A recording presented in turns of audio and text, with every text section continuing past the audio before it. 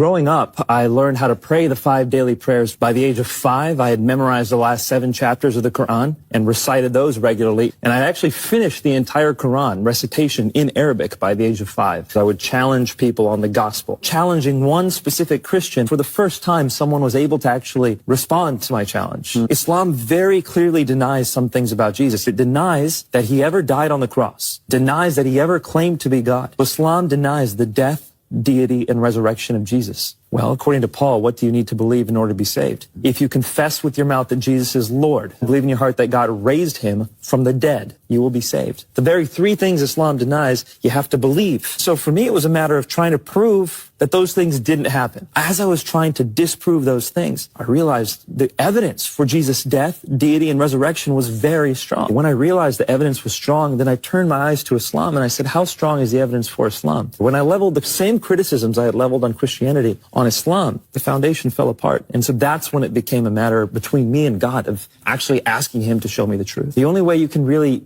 get guidance directly from him is through dreams. This dream was powerful. In this dream, I was standing at the threshold of a narrow door. At the other side of this doorway was a room that was set with a feast. And I knew in my dream that that room was heaven. I wanted to get into that room, but I couldn't, because at the other end of the doorway was my friend David. I couldn't get in because he was blocking the way, and so I looked at him and I said, David, I thought we were going to eat together. And he says, you haven't responded. When I woke up, I told my friend David the dream. He said, Nabil, this dream is so clear. Just go to Luke chapter 13. And when I opened it up, there was a section there that was titled The Narrow Door. And when I saw it, my heart just stopped. What it says is Jesus was going through the towns and villages preaching the good news.